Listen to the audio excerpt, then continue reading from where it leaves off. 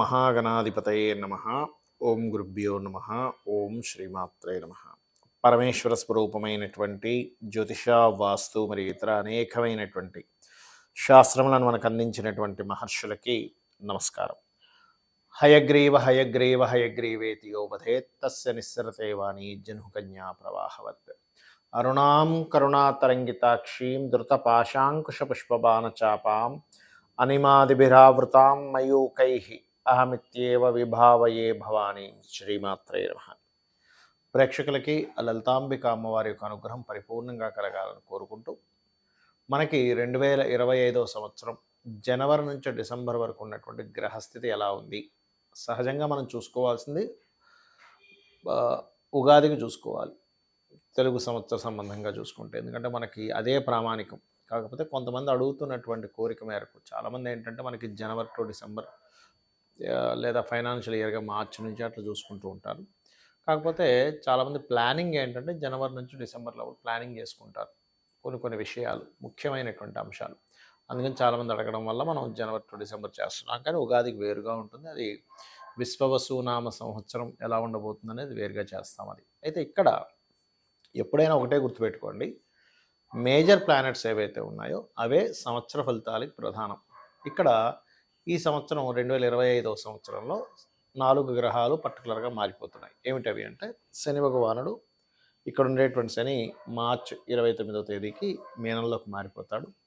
మీనంలో ఉండే రాహువు శని ఇద్దరూ కలిసి మే 30వ తేదీ వరకు కలిసి ఉంటారు. గుర్తుపెట్టుకోండి, ఇది ఒక డిఫరెంట్ కాంబినేషన్.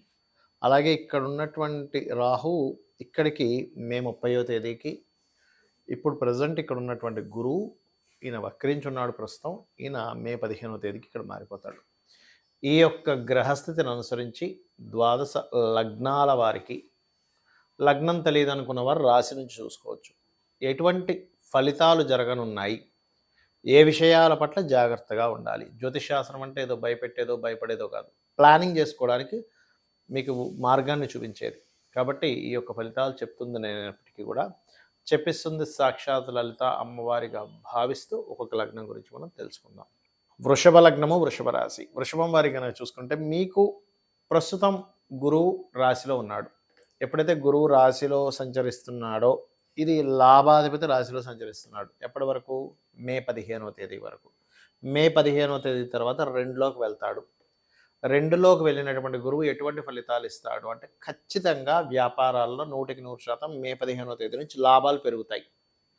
బట్ మీ జన్మజాతకం కూడా చూసుకోవాలి. మీ జన్మజాతకంలో మీ మహాదశలు ఎంతవరకు సహకరిస్తున్నాయి అనేటువంటి దాన్ని స్పష్టంగా మీరు పరిశీలన చేసుకొని వెళ్ళాలి. బట్ గోచారం మాత్రం అనుకూలిస్తుంది. మే 15వ తేదీ నుంచి ఎప్పుడైతే గురువు 2లోకి వెళ్తాడో లాభాలు ఖచ్చితంగా వచ్చి తీరుతాయి, అందులో ఎటువంటి డౌట్ లేదు.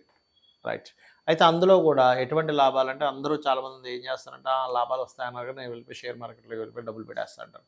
అది కాదు. మీకు షేర్ మార్కెట్ యోగం ఉంది, ఖచ్చితంగా వస్తాయి. యోగం లేకపోతే రావు, గుర్తుపెట్టుకోండి. అలాగే ఈ శని భగవానుడు కూడా లాభంలోకి వస్తున్నాడండి. కాకపోతే శని లాభంలోకి వస్తున్నందుకు గురు రాశుల్ని శని ఆక్యుపై చేసి శని యొక్క ఎనర్జీస్తో 2లోకి వచ్చాడు. కాబట్టి కొంచెం మీకు మరింత లాభాలు రావాలి. స్లో డౌన్ అవుతున్నాయండి, వస్తున్నాయి కానీ స్లోగా వస్తున్నాయి. ఈరోజు ఇస్తా అన్న వ్యక్తి వారానికి ఇస్తున్నాడు. ఇది తలనొప్పిగా ఉంది అనుకునేటువంటి వారు సింపుల్గా ఏం లేదు, మీరు చక్కగా విష్ణు సహస్రనామాలు చదువుకోవడము లేదా వినడము, లేదా శని భగవానుడి దగ్గర దీపారాధన చేయడం. ఇదేంటంటే లాభంలో ఉన్నాడు కదా శని, మళ్ళీ ఎందుకు దీపారాధన చేయాలంటే, గురువు ఇచ్చే సెకండ్ హౌస్ ఎనర్జీస్ని కొంచెం మందగిస్తూ ఉంటుంది శని తన రాశుల్లో ఉన్నప్పుడు. కాబట్టి ఈ యొక్క విషయాన్ని జాగ్రత్తగా చూడండి. అలాగే ఈ రాహు దశమంలోకి వస్తున్నాడు మే 30వ తేదీ నుంచి. కాబట్టి విదేశాలకు వెళ్ళి ఉద్యోగం చేద్దాము అని అనుకునేటువంటి వారికి చాలా అనుకూలత మే 30వ తేదీ నుంచి 2025వ తేదీ సంవత్సరంలో.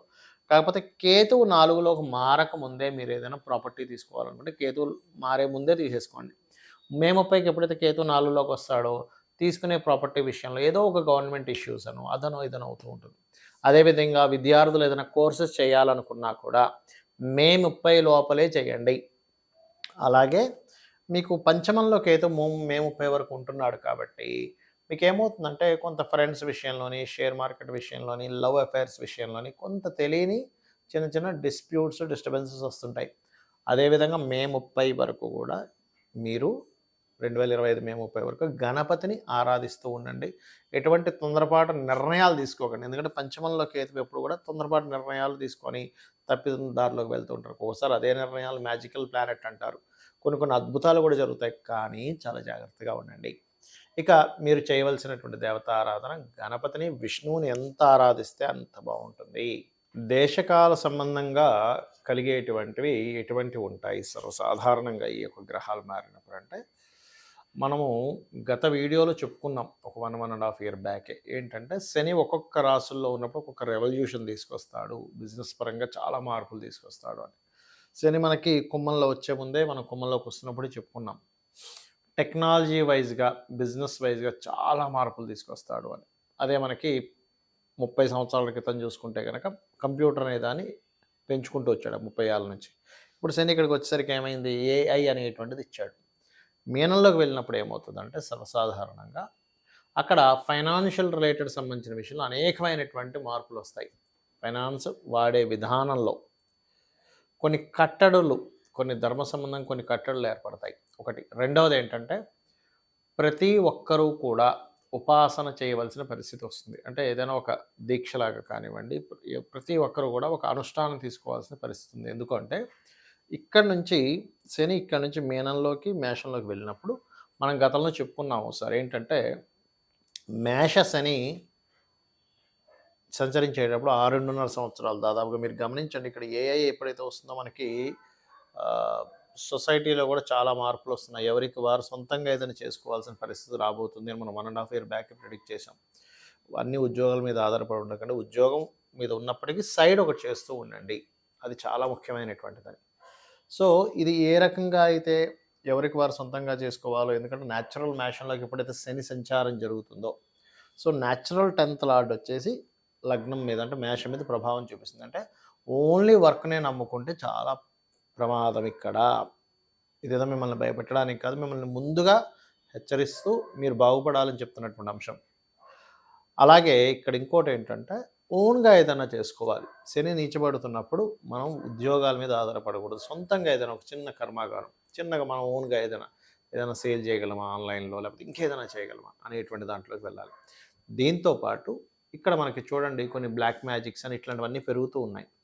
ఈ శని మీన మేషరాశుల్లో సంచరించేటప్పుడు ముఖ్యంగా కొన్ని ధర్మ సంబంధించినటువంటి విషయాలకి, కొన్ని కోర్టు రిలేటెడ్ సంబంధించిన ఇష్యూస్కి, కొన్ని నెగటివ్ ఎనర్జీస్కి ప్రభావం ఎక్కువగా ఉంటుంది ఇక్కడ శని సంచారం జరిగేటప్పుడు. అందుకని ప్రతి ఒక్కరు కూడా వారి వారి లగ్నాలను బట్టి, వారి వారి రాసులను బట్టి, వారికి ఏ దేవత ఇష్టమైతే ఆ దేవత అనుష్ఠానం రోజు ఉదయం ఒక అరగంట, సాయంత్రం ఒక అరగంట సేపు చేసుకోవడం మిమ్మల్ని, మీ యొక్క కుటుంబాలను అన్నింటినీ రక్షిస్తుంది. ఇది ముఖ్యంగా గుర్తుపెట్టుకోండి. మీ జన్మజాతకం ఎలా ఉన్నా, అక్కడ ధనయోగం ఉన్నా లేకపోయినా, అంటే జన్మజాతకంలో 12 భావాలు ఉంటాయి. ఆ 12 భావాలు ఎలాగున్నా కూడా మీరు అమ్మవారిని పట్టుకోగలిగితే, లేదా మీ ఇష్టదేవతని అంటే లలితాదేవిని పట్టుకుంటారా, విష్ణువునా, లేకపోతే శివున్నా, కాళికా అమ్మవారినా, లేకపోతే దశమహావిద్యల్లో ఏదైనా ఒక విద్యను తీసుకొని గురువుగారుల దగ్గర తీసుకొని మీరు ఉపాసన చేస్తున్నారా అనేటువంటి చాలా ముఖ్యమైనటువంటి అంశం రాబోయేటువంటి 5 to 6 years లోపల. ఎందుకంటే మనకి ఇక్కడ శని భగవానుడు ఇక్కడికి మారబోతున్నాడు. దీనివల్ల చాలా మార్పులు వస్తాయి. అదేవిధంగా శనితో పాటు మనకి గురువు కూడా ఇక్కడికి వెళ్తున్నాడు. ఎప్పుడైతే గురువు ఇక్కడికి వెళ్తాడో మే 15వ తేదీ నుంచి వ్యాపార సంబంధించినటువంటి విషయాల్లో అనేకమైనటువంటి అద్భుతమైనటువంటి అవకాశాలు కావచ్చు, మార్పులు కావచ్చు, బాగుంటుంది. అదిగాక మనకి విశ్వవసు నామ సంవత్సరం నెక్స్ట్ చెప్పుకున్నాం. క్రోధినామ సంవత్సరం అంత ఘోరంగా అయితే ఉండదు, గుర్తుపెట్టుకోండి. అలాగే కేతువు ఎప్పుడైతే ఇక్కడికి వస్తున్నాడో, రవి రాసుల్లోకి వస్తున్నాడో, రవి అధిపతి అవుతాడు నెక్స్ట్. కాబట్టి ఏంటి, కేతువు అక్కడికి వచ్చినందుకు ఆ 1.5 ఇయర్లో చాలా పెద్ద వాళ్ళు, అంటే మే 30వ తేదీ నుంచి ఒక 1.5 ఇయర్లో దేశాన్ని పాలించేటువంటి చాలా పెద్ద వాళ్ళకి కీర్తి రావడం జరుగుతుంది, మార్పులు జరుగుతాయి. ఇది ఇచ్చేటువంటి రిజల్ట్ ఇది. అలాగే ఈ రాహు ఇక్కడికి వస్తున్నందుకు కొన్ని చూడండి, ఒక్కోసారి మనం అంటుంటాం ఏమంటే కొన్ని నిధులు దొరికాయి, నిగూఢమైనటువంటి విషయాలు బయటపడేలా చేస్తారు రాహు ఇక్కడికి వస్తున్నది. అంటే ఏమిటి, గోచారంలో తిరిగేటువంటి గ్రహాలు ఈ ఫలితాలు ఇస్తాయి. అలాగే నేను అందరికీ చెప్పేది ఒకటే, ఫైనల్గా మీ గ్రహస్థితి ఎలా ఉన్నా ఒకటే గుర్తుపెట్టుకోండి, అమ్మవారిని నమ్ముకొని, భగవంతుని నమ్ముకొని, ధర్మంగా మీ పని మీరు చేసుకుంటూ వెళ్ళిపోండి. ఈ ప్రతీది కూడా అమ్మవారికి సమర్పిస్తూ చేయండి. ప్రతీది కూడా రిజల్ట్ 100కి 200% పర్ఫెక్ట్‌గా మీకు ఏది మంచిదో అది జరుగుతుంది, గుర్తుపెట్టుకోండి. ఎప్పుడు కూడా భగవంతుడిని కోరుకునేటప్పుడు నాకేది మంచో అది చెయ్యి స్వామి లేదా తల్లి కోరుకున్నట్లయితే ఖచ్చితంగా మంచి జరుగుతుంది. ఇక్కడ ఒకటేంటంటే మెయిన్‌గా ఈ మీన, మేషరాశుల్లో సంచరించేటప్పుడు వీలైనంత మట్టుకు కాలభైరవుణ్ణి గానీ, లేదా కాళికా అమ్మవారిని గానీ ఎవరైతే ఎక్కువగా స్మరిస్తారో, మీ ఇష్టదైవాన్ని కూడా స్మరించుకోవచ్చు, దానికేం ప్రాబ్లం లేదు. ఇంకొంచెం నెగెటివ్ ఎనర్జీస్ లాంటివి ఏవి కూడా ప్రభావం పడకుండా ఉంటుంది. ఇది గుర్తుపెట్టుకోండి. శ్రీమాత్రే నమః.